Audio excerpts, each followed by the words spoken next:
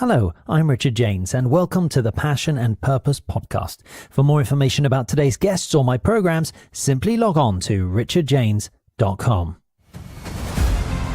Each week on the Passion and Purpose podcast, I interview a special guest who either has a profound and inspiring story or has dedicated their life to the study and understanding of passion and purpose. Some have made millions, some have gone broke. But all have, to one degree or another, had the courage to stand tall and embrace that which makes their soul sing.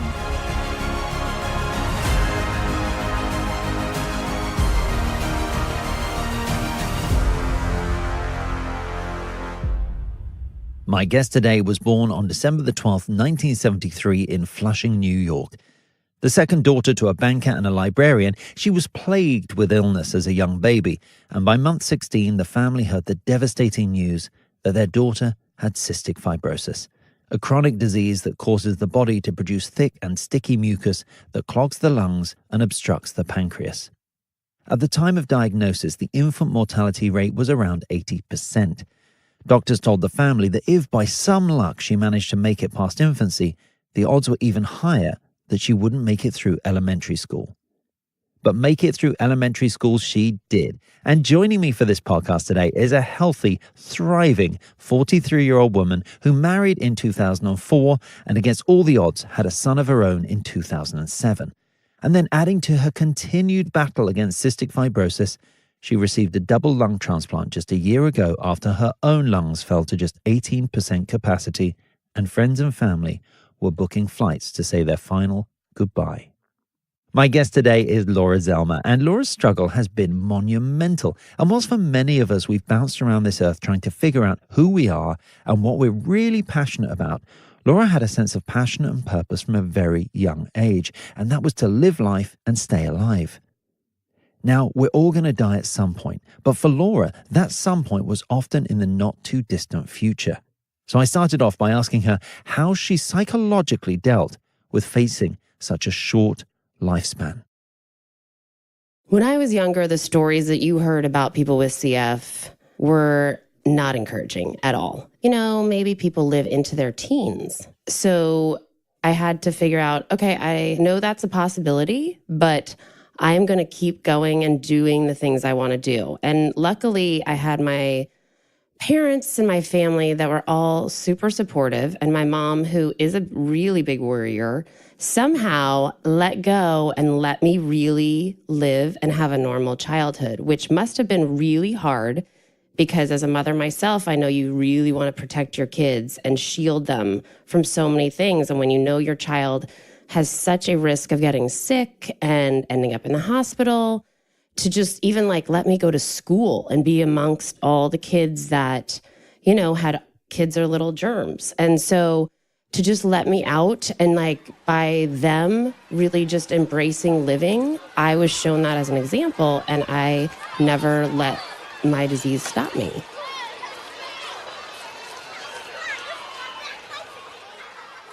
And so I just kept pushing, and I kept thinking, well, if I don't have that much time, I'm going to pack in as much as possible into this short time and do as much as I can. A simple cold or flu could have a major impact on you, correct? Yeah. But you've made it your life purpose to truly live life. One example is climbing Mount Shasta, 14,162 feet. Where did this propensity to risk really come from rather than shy away? I think the fact that I thought I wouldn't be alive for that long, I figured why not take these risks? Because I don't have this huge life in front of me. As a younger person, this is what I thought. So I might as well seize any opportunity that looks appealing and seems exciting. And I kind of went for it. I mean, it might not have been the smartest thing because I was not prepared. I had not trained. I didn't make it to the top because the altitude really started to affect me mentally. And luckily, I was hiking with my friend and she realized that I wasn't making sense in my sentences. And so we turned around. But we made it to around 12,000 feet. But I think I just felt this drive to pack in as much as I could in my short little life. And a lot of that involved not really thinking and just doing. So here's the thing. Most of us go through life with a blind faith that there will be a tomorrow, that we have time, that we don't need to, in Laura's words, pack as much as we can into today. But what if we did start thinking like that? What if we were told that there was no retirement, that there was no next year, that we wouldn't be able to spend another summer with our kids or holiday with our partner where we'll really get that time to connect away from our busy lives? If you knew you didn't have that time, what would you do today, this week, this month that you've been putting off? What if you stopped thinking and started doing, living those dreams of a passion and purpose-filled life that you haven't fully lent into? What have you been taking for granted will be here tomorrow? Because for Laura, she always knew she didn't have that luxury to take anything for granted. I really get amazed by the sunset. I love it when the moon comes out. Like, I actually feel in awe of those things. And I think so many people just kind of breeze by them. And I really stop and try to pay attention to the world around me, because I think that through all these challenges and really realizing how maybe little time I have here, I can truly appreciate so many little things in life that other people just kind of move past. And so I feel like it's a gift that was given to me, like, okay, you're going to take on these challenges, but here's something in return. This perspective as to why we are here, and appreciating just little moments with my son, with my husband, and with my family, and appreciating the people around me. I feel very lucky to have that great sense of gratitude for that. It's something I hear time and time again from the 1 out of 10 people who do make a change when faced with their own impending mortality. That they acknowledge the fact that however bad what they had to go through was, it's given them insight into the value of life, and that they are enormously grateful for that. And for Laura, just 18 months ago, that gift of insight almost came with the ultimate price. Over the preceding years, Laura had grown sicker and sicker, and no amount of treatment was staving off the deterioration of her lungs to the point of only having 18% capacity. Now, just for a moment, I want you to take a deep breath and imagine only being able to have taken in just 20% of that air. Never being able to take in any more, just 20% of that breath. The energy, the exhaustion, the willpower that is required just to stay alive is immense. And the only option available to Laura at this point, the only option that could possibly save her life, was a double lung transplant, a 6 to 12 hour surgery where they remove her failing lungs and replace them with a healthy lung of a recently deceased donor. After fighting to medically qualify for the transplant, the doctors finally gave Laura the go-ahead for her name to be placed on the waiting list in the hope that a compatible pair of lungs could be found. But the clock was ticking. Time was of the essence. So we got to a stage where you qualified for a lung transplant. Yeah. You'd gone on the list. Mm-hmm. And at that point, it was, you can get a phone call at any moment that there is a pair of lungs available for you.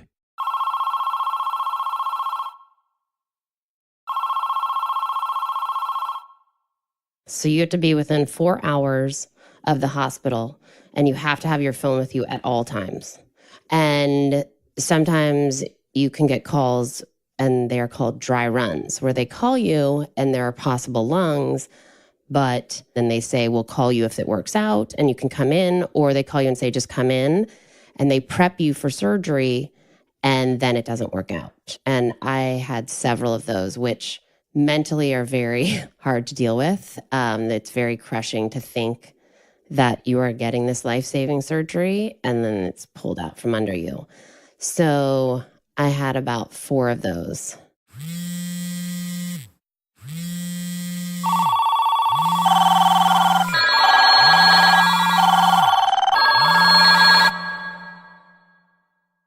the end, right before I had the transplant, I think my lung function was down to about 18%. And why were the ones not working out where you got the call?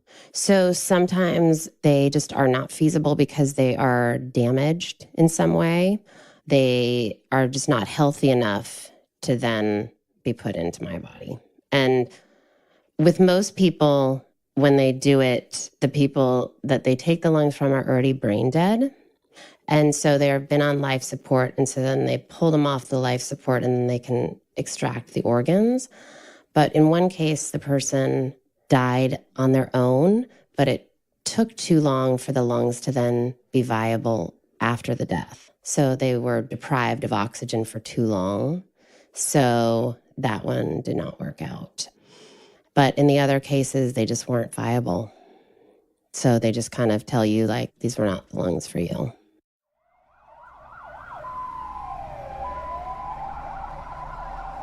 Sadly, sometimes like on holiday weekends, there's more accidents. And so sometimes there's like higher volumes of organs that are available. That must be a hard thing for you to also deal with in your head, in that you're wanting to get a phone call, but the other side of that. Completely. I mean, because then you feel so horrible that in order for you to live, somebody else has died.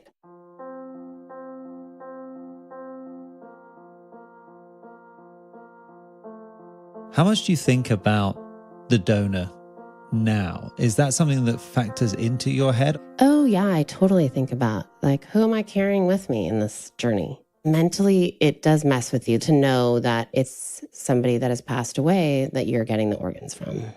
And I think that I need to live my life as fully as possible because they gave me this gift. And I think it would be such a waste of their generosity and of this other person's life if I didn't embrace that. You know, I just feel horrible for their loss and the sadness that goes with it, but they were incredibly generous to give me this gift. You know, I want to treat these lungs with utmost respect and make sure that this lungs help me live out my best life. I have to say that for full transparency, even with everything you've gone through, I always thought I should be a donor, and I'd never signed up.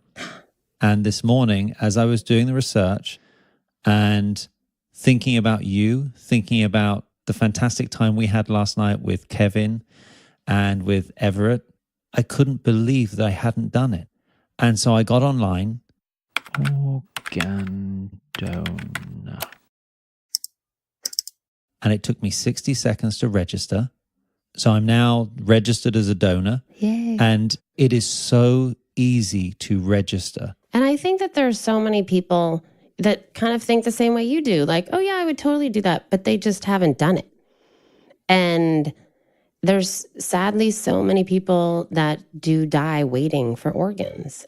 There's a shortage. And there needs to be more people that just take the initiative and sign up. Yeah, it doesn't take that long.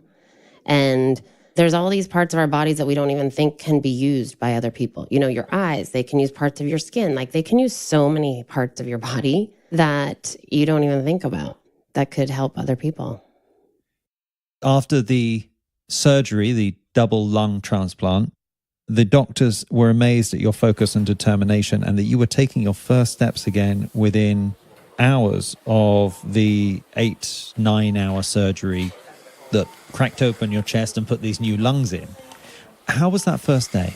I had a purpose, and that was to get up, because I knew that the more you pushed, the stronger and quicker the lungs could be working fully, and that would help everything in my body and help the recovery. And so I was on a mission to be walking, and to be walking as much as possible, and to be building strength and muscle. So after those first 4 hours, then I felt like everything was manageable. Those first 4 hours were the worst, but it was a finite amount of time. And Then things were uncomfortable and there was times where like the pain was really intense, but I knew it was going to get better. And I knew if I kept working and doing the things that they were telling me I needed to do, that it would get even better, even quicker. And so I really pushed myself to be that laser focused to get better. And then they released me after 10 days from the surgery. But it was a little early. My body was not quite ready to leave the hospital because I was really anemic.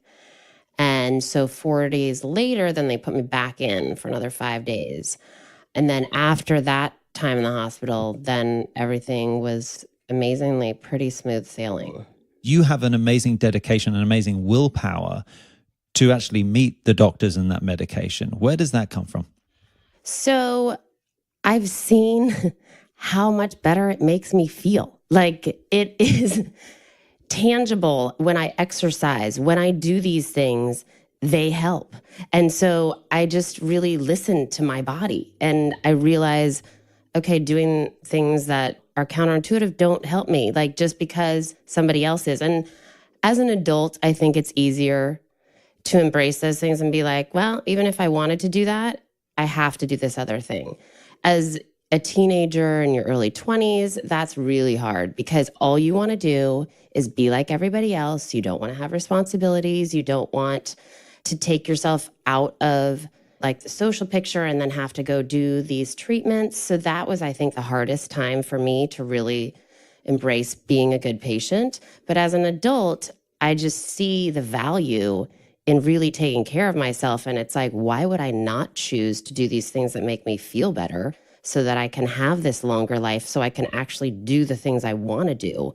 And by taking little bits of each day, then I don't end up in the hospital and lose weeks at a time. And so it's like just committing to the little things then saves so much other time. So it's really just kind of like a logical process where you're like, why would I not choose this?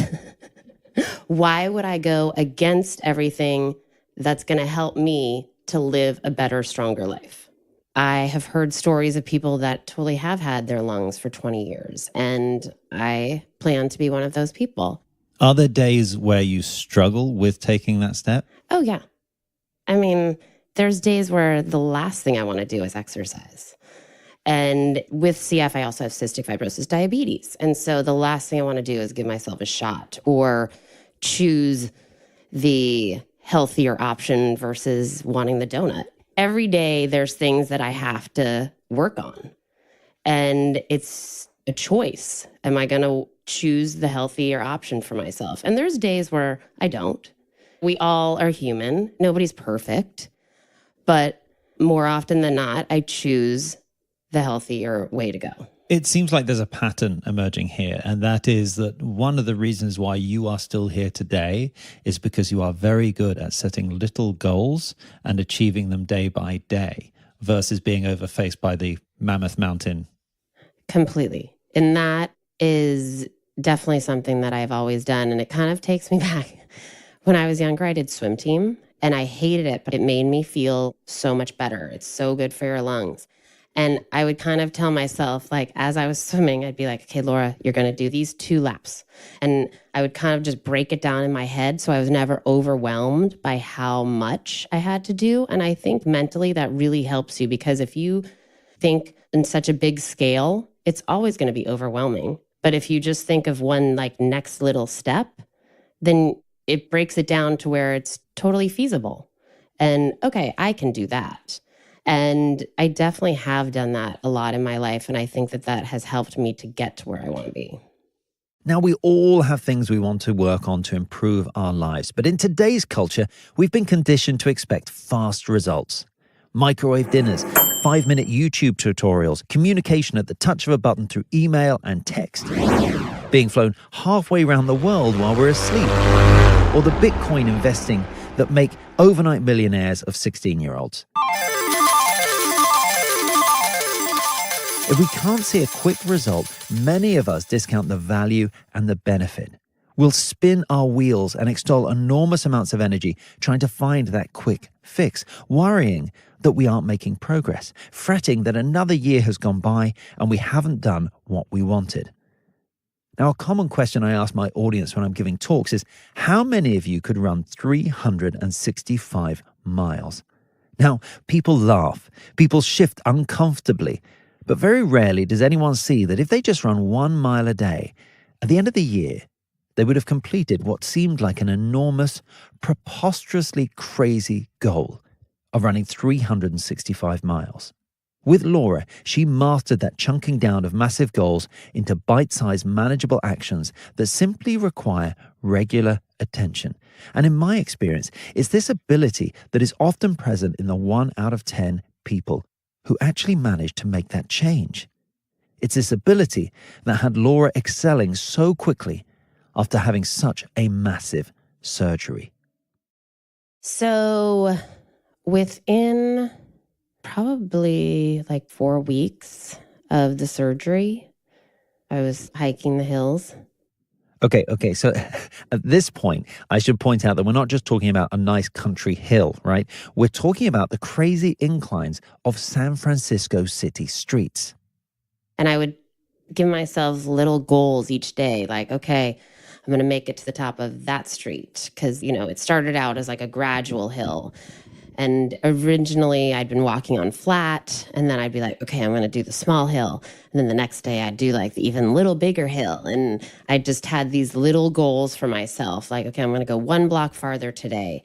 And as long as I just kept pushing myself, by the end of the 6 weeks, I'd hiked up Mount Sutro, and it was amazing because I had not been able to do those things in years. I love traveling. And when I was so sick and not able to leave mostly my house, at the end, leaving my house was just a huge production. And so now to be able to travel again and to be able to take my son traveling, it just feeds my soul. So we stayed in Europe for 5 weeks, and I had to clear that with my transplant doctors, and I was a little nervous taking the tube and being in crowded places, but I have my mask, I've got my hand sanitizer, so I just make sure that I'm really prepared, but I don't want it to stop me from really living. And I think that there's always risk involved when you change, because you don't know what's going to happen. And so you have to be open to change. And I think that that's just, any type of change is a little bit risky. And I think so many people are scared of change. But if you don't open yourself up to change, you might miss out on so many things that are out there. And that's the other side of the change or die equation. On the one hand, we don't change because the end goal is so daunting that we think it's impossible. But on the other is this thing called fear. And fear, as we've all experienced, is a cruel master to be a servant to. But something most people don't realize is the difference between how our conscious and subconscious approaches fear. You see, our conscious mind sees something that we should legitimately be fearful of, it judges the risk and guides us into action. The tiger in the jungle racing towards us, well, it spurs us into running. It's a real fear. The roller coaster ride that's going to drop us 80 feet, it plays to the fear, but consciously we know there are safety provisions in place, which is why we agree to be strapped in. Well, the subconscious mind doesn't have a judging faculty. All it knows is that you're alive today, doing what you're doing, and you are surviving.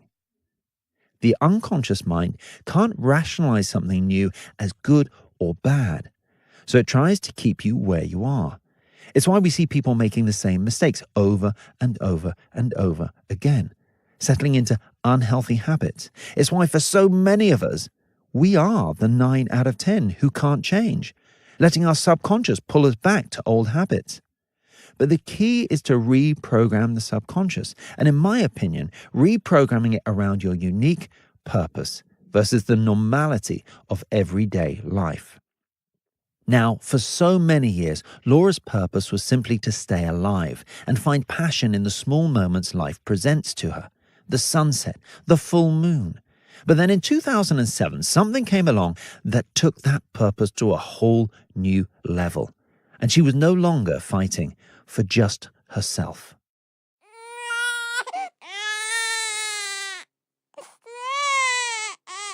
There's no giving up when it's for your child. You have to keep fighting. You know, the mother bear comes out like, nobody's going to protect my child or love my child like I do. So that's why I've got to be here. And I've got to be here to see him through this. And I brought him into this world, and I'm going to make sure that I get him to the different stages of adulthood and I get to see him thriving. And so if I had to use all this energy to get out of the house, it would have to be for Everett, because I wanted to see him happy, because that made me happy. And so if I was invited out with girlfriends, a lot of times if I didn't have the energy, I'd be like, I can't go. But if it was something that was like a sporting event for him, I was going to show up and I was going to be there, because I knew that that made him feel comforted, that I was able to show up, and made him happy to have us there. And so that then made me happy to see it in him. Do you think you would be here today if it wasn't for having that purpose around Everett at that moment? I hope that I would have found some other purpose. I mean, I'm not sure though. Maybe that is what carried me through. And I think that even when I was ready, if I didn't have him, maybe I would have given up. But he's a huge driving force. And I think we all do many things in our lives for our children that we might not have thought we could do without them.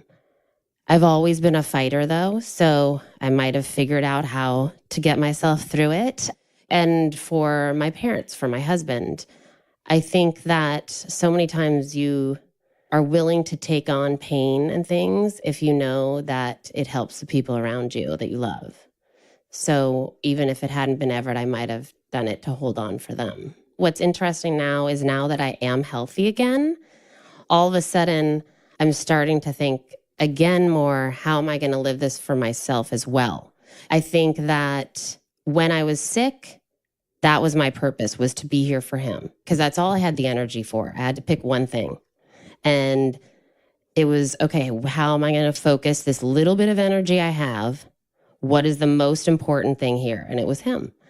And now that I'm feeling good, I am starting to really think, what are my goals that are going to make me feel like I am contributing to this world? Not only to him, you know, he will always be my number one purpose, but I also am to a point where I am excited to find things that inspire me as a person to move forward and take risks in my own life, as hopefully starting a foundation to encourage people to be donors, and these things that excite me as an adult and as a person. Today, sitting in front of me, you seem fitter and healthier than I have ever known you.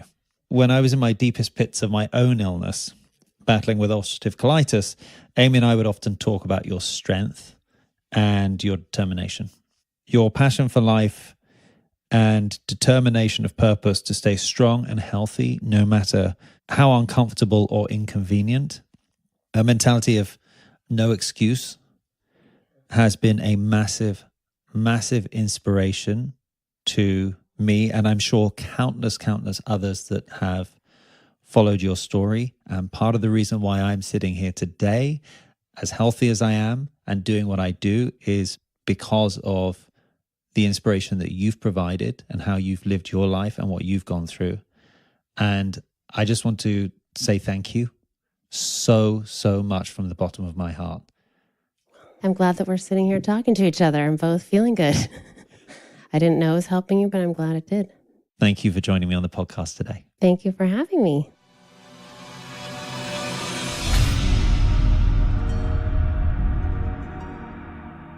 Now, at this point in the podcast, I usually leave you with a thought to explore about how my guest story can be applied to your own life. And I encourage you to leave a review for Laura and I on iTunes, or post a link on Facebook or Twitter to help her story get heard by as many people as possible. But I'm not going to make that ask today. Instead, I'm going to ask you to type into your search engine, sign up, as an organ donor in, and then put your country, or if you're in the US, put your state. If you've ever had the thought of signing up but haven't done it, do it now.